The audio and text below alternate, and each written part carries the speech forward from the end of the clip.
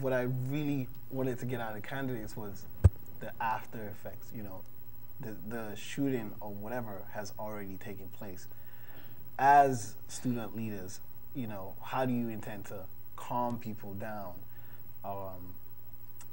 talk to people and keep them feeling safe even after such a tragedy? You want to go first? I'll go first. Well, if I'm not one of the victims myself, I would feel as though that, yes, I would try to create somewhat of a meeting, you know what I mean? Like, if it's just happened, y'all know the school's gonna be shut down. I myself would text all who I would know at the campus to make sure they're all right. But then as we come back to school, of course, we're going to have programs, you know, for those who are grieving. We're going to also have programs, you know, it's probably going to be higher security than we ever expected, you know. But sadly, a lot of people only do things after it happens. You know, why don't we react before it occurs? You know, why don't we create somewhat of a prevention? Even though right now it's somewhat of a, you know, a tug of war with how we're really going to control who comes on and who comes off this campus. I think that I myself, if there's a meeting being held about security itself, you know, because that's the main thing. After the shooting, of course, we're going to do our best to try to make everyone feel safe again. But let's be real. At first, you're not going to feel safe. Like right now, I don't feel safe. All right, quickly. Well, reply.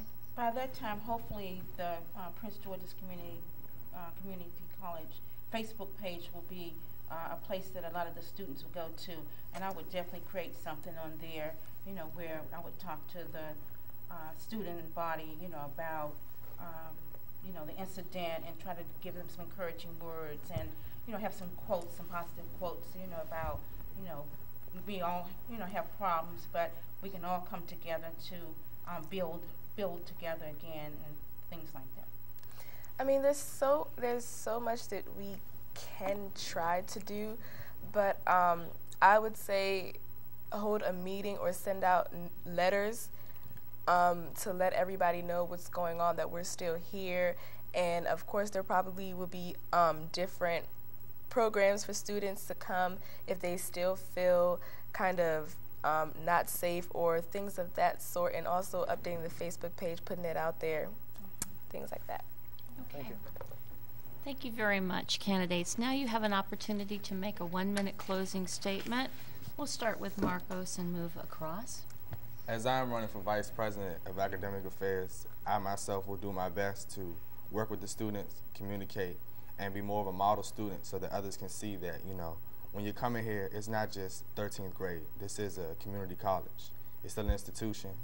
And by all of us working together and trying to solve and resolve certain solutions, I feel as though I myself will work diligently with the president, the vice presidents, the trustees, and everyone else on the student government board to make this a well-working machine. As running for Student Governance Board Vice President for Administrative Affairs, I will try my best to bring a new light to Prince George's Community College, and also me running to be on the college-wide forum representatives. I have an advantage for you guys to tell me what it is that you want for your school to be, and I'll be that voice for you.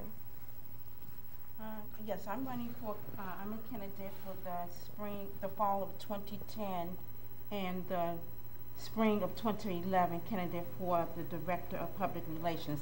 As Public Relations Director, I see where Prince George's Community College has endless resources and possibilities, but I see where we need to learn how we can work together so that we can stretch our imaginations, so we can work together to fully utilize all of the resources that we have.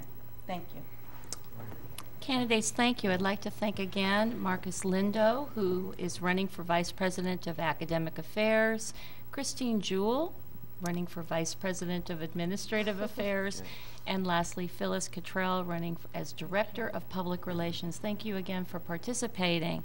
Thank you. Similarly, you're welcome. I'd like to thank the members of our Student Elections Committee, Jeremy Bowers, Neo Maneri, and Yemi Obajimi. Finally, I would like to encourage you all to vote. And I have the following information about student elections. Student elections will occur from Monday, April 19th through Friday, April 23rd from 10 a.m. to 6 p.m. here on campus, the first floor of Largo Student Center, in front of Marlboro Hall, first floor, Marlboro 1097, and the first floor of Bladen Hall. Voting will also occur on Saturday, April 24th at Largo campus from 10 to 2 in front of Marlboro 1097. Thank you very much for joining us at the Student Candidates Forum. My name is Dr. Melinda Frederick. Good afternoon.